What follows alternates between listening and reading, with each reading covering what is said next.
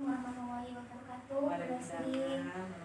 mohon maaf mengganggu pekerjaannya Bu Lastri, dan tolong bantuannya. Untuk saat ini saya kan ingin menyelesaikan tugas saya sebagai calon guru penggerak, dan saat ini sudah sampai di modul 1.3 terkait apa itu supervisi apa ke kepala sekolah, yaitu wawancara terkait dilema etika yang terjadi di lingkungan sekolah Ibu yang ampuh saat ini. Nah, beberapa pertanyaan nanti akan saya ajukan kepada panjenengan terkait masalah atau kasus yang pernah terjadi di TK. Yang pertama, selama ini bagaimana Anda dapat mengidentifikasi kasus-kasus yang merupakan dilema etika? Monggo. Selama ini saya saat mengidentifikasi kasus-kasus dilema etika, saya berkoordinasi dengan para guru untuk melihat kasus tersebut, siapa yang terlibat, dengan melihat kebenaran yang ada untuk dilakukan pengujian kebenarannya. Lalu musyawarah untuk pengambilan keputusan sesuai dengan peraturan yang berlaku yang sudah disepakati bersama-sama.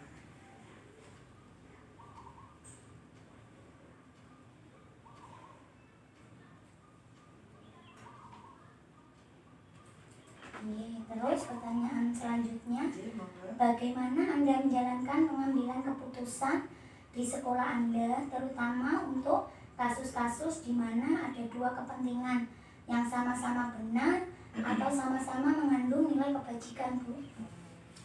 Memang sih menjadi dilema bagi seorang pemimpin ya untuk mengambil keputusan dari permasalahan yang sama-sama benar.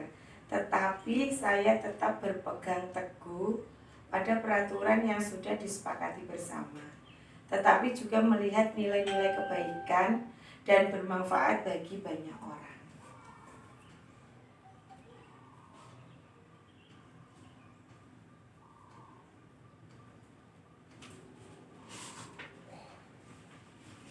Kemudian untuk Bu, pertanyaan ketiga nih.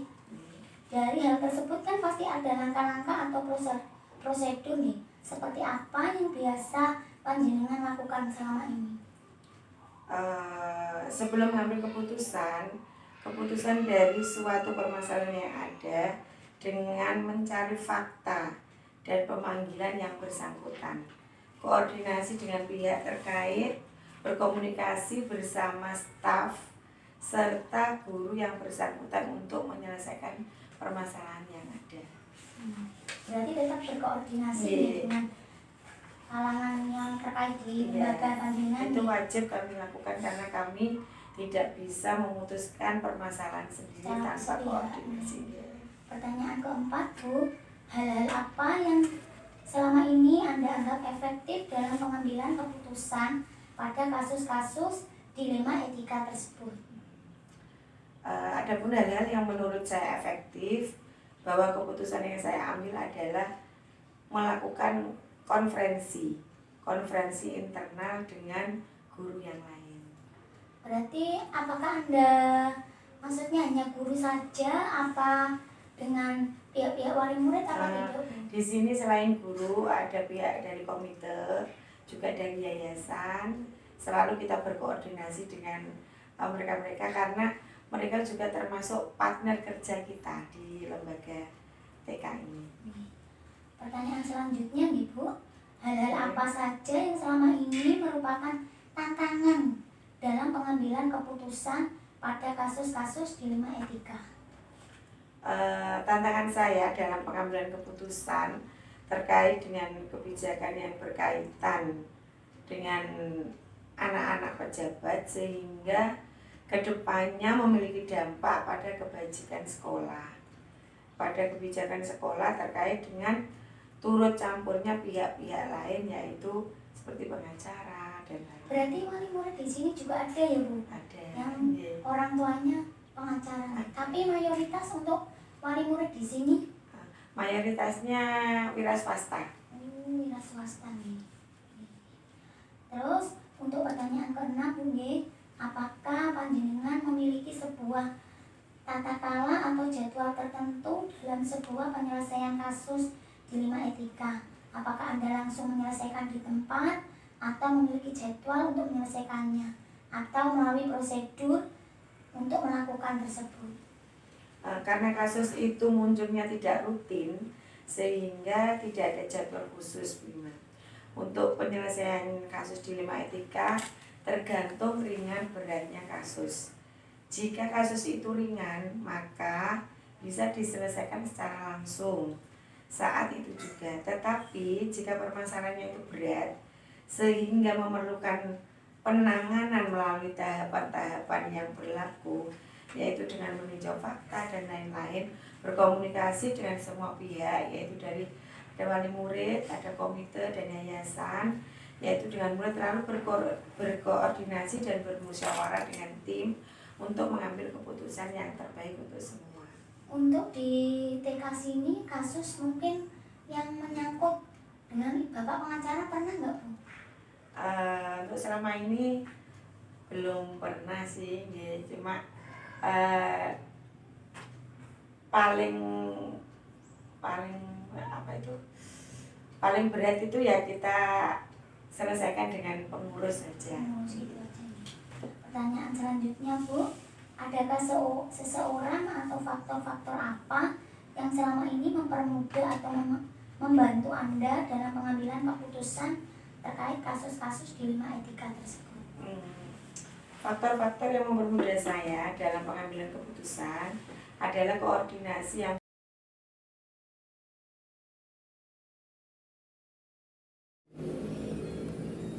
Assalamualaikum, Bapak Jenderal. Selamat siang, mohon maaf Pak B. Mengganggu pekerjaan panjenengan. Nah, ini terkait dengan tugas saya di CPP tentang ilustrasi kontekstual modul 3.1. Dan ini tugas saya yaitu untuk mewawancarai terkait kepada kepala sekolah bagaimana cara menindaklanjuti ketika ada kasus di lembaga. Di sini saya akan memberikan beberapa pertanyaan terkait kasus yang berada di lembaga. Yang pertama yaitu bagaimana Anda dapat mengidentifikasi kasus-kasus yang merupakan dilema etika atau juga moral. Terima kasih untuk mengidentifikasi dalam permasalahan yang ada dua hal yang terjadi dan dilema etika, di mana yang saya pahami bahwa rujukan moral itu adalah benar dan salah, ya salah atau salah. Ini sebuah situasi yang terjadi di mana seseorang itu dihadapkan pada situasi benar atau salah. Nah, dalam mengambil sebuah keputusan itu ada yang benar, yang salah. Tapi kalau yang dilema etika ini adalah benar semua, benar, benar. Nah, ini adalah suatu situasi atau seperti yang terjadi di mana seseorang itu dihadapkan pada suatu kedua-duanya itu benar, namun bertentangan dalam mengambil sebuah keputusan. Nah, ini yang sebelum kita memutuskan itu harus diidentifikasi, ini masuk ranah apa itu keputusan moral atau ini masuk ranah etika. Terus untuk pertanyaan kedua Pak B, bagaimana Anda menjalankan pengambilan keputusan di sekolah Anda, terutama untuk kasus-kasus di mana ada dua kepentingan yang sama-sama benar atau sama-sama mengandung nilai kebencian?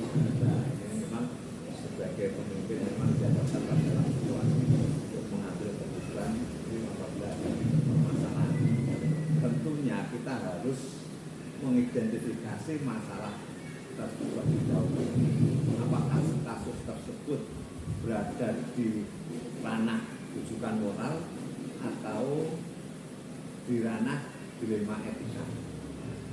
Untuk itu maka kita ada beberapa hal yang perlu kita lakukan untuk mengambil keputusan tersebut, yaitu harus memperhatikan 4 paradigma dilema etika dan 3 prinsip dan 9 langkah pengujian keputusan. Berarti untuk setelah adanya identifikasi, Ya. terus sesuai dengan 4 paradigma, Ya. 3 prinsip dan 9 langkah Ya. seperti ini. Terus untuk yang ketiga, langkah-langkahnya seperti apa Pak yang biasa Anda lakukan selama ini?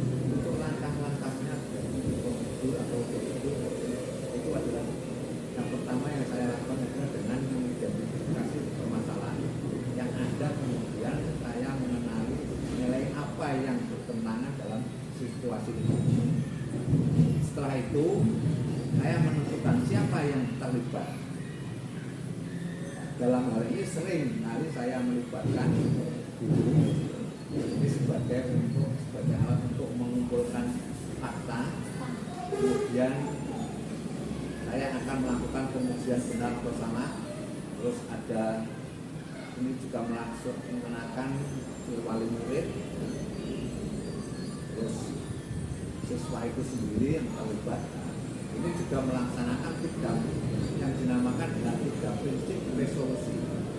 Itu mencari kemungkinan penyelesaian atau opsi trilema selanjutnya. Saya akan membuat keputusan kemudian merefleksikan. Berarti untuk memutuskan itu dengan juga mengajak para Iya, guru-guru terlibat juga. ya, stakeholder ya, yang terlibat ya. dalam lembaga panjenengan. Ya. Dan yang keempat adalah apa saja yang selama ini Anda anggap efektif dalam pengambilan keputusan tersebut. Hal-hal yang dapat efektif dalam pengambilan keputusan pada kasus dilema adalah menggunakan 3 prinsip, yaitu tadi sudah sebutkan 3 prinsip resolusi, yaitu berpikir berbasis hasil akhir, berorientasi pada aturan yang benar, dan mengutamakan rasa peduli. Kemudian juga memperhatikan dampak jangka panjang yang merupakan hal yang efektif. Yang utama buat panjenengan itu prinsip ini. Ya, Karena itu kan terkait anak-anak. anak ya, yang mana bisa berdampak kok untuk orang banyak lah ya. Yang kelima Pak, hal-hal apa saja yang selama ini merupakan tantangan untuk panjenengan ketika pengambilan keputusan dalam kasus yang terjadi di lembaga ini. Ya, memang untuk permasalahan itu memang agak sulit untuk diputuskan dengan tantangan hal yang sama-sama benar. Itu adalah tantangan. Namun saya kembalikan lagi, yaitu pada nilai-nilai yang saya pegang teguh dan aturan yang kuat. Itu didasarkan pada nilai-nilai yang saya pegang teguh itu dianggap nilai yang benar, atau aturan yang berlaku, serta tidak lupa kepedulian terhadap sesama harus dipertimbangkan. Itu ini harus ya, kan harus menyangkut orang banyak. Prestasi kedepannya gitu Pak. Iya. Makanya berarti nggak ada sanggup. Nah ini Ya, start. tidak bisa. Terus pertanyaan ke-6 Pak, apakah Anda memiliki sebuah tata cara atau jadwal tertentu dalam sebuah penyelesaian kasus dilema etika, atau apakah Anda langsung menyelesaikan di tempat, atau jadwalnya menyelesaikannya dalam bentuk prosedur seperti apa yang Anda jalankan? Itu memang untuk tata cara atau jadwal, tata cara atau yang dinamakan dengan jadwal, memang itu tergantung seberapa mendesak dan seberapa besar pengaruh terhadap lembaga yang saya pimpin. Jadi kita untuk menjadwalkan itu kita lihat seberapa besarnya masalah itu untuk pengaruh terhadap ya. Jika memang memerlukan waktu dan pihak-pihak yang terlibat, maka saya membuat itu waktu atau jadwal khusus. Untuk selama di lembaga ini, apakah pernah ada kasus yang membuat waktu yang lama Pak dalam penyelesaiannya? Ya, kalau marijuana tidak ada. Belum pernah, jadi masih taraf Ya, standar lah. standar. Pertanyaan selanjutnya Pak Nih, adakah seseorang atau faktor-faktor apa yang selama ini itu mempermudah atau membantu Anda dalam pengambilan keputusan dalam kasus tersebut? Dalam faktor yang itu adalah sebagai kepala sekolah tentunya saya harus mampu membuat keputusan dengan berdasarkan nilai-nilai kebajikan dan standar. Namun kita melibatkan dewan guru, stakeholder atau pihak yang terkait juga bukan hal yang salah. Hal ini baik dari siswa dan pemerintah saya. Jadi semuanya itu dilibatkan dari orang wali murid, guru, orang tua. Yang penting itu baik untuk anak atau siswa dan untuk lembaga itu. Pertanyaan terakhir di Bapak Juno, dari semua hal yang telah Panjenengan sampaikan tadi, kan pasti ada pembelajaran ya. Pembelajaran apa yang dapat Anda petik dari pengalaman yang terkait dengan keputusan yang pernah Anda ambil dalam kasus tersebut? Untuk setiap pembelajaran bagi kita, maka yang kita petik adalah nilai-nilai kebajikan dalam kita harus menanamkan prinsip dari pengambilan keputusan, terus paradigma berpikir dan langkah-langkah pengambilan keputusan menjadi dasar pengambilan keputusan yang bertanggung jawab. Semuanya harus bertanggung Iya, jawab. bisa. Jadi semuanya harus bisa dipertanggungjawabkan, tidak asal mengambil keputusan.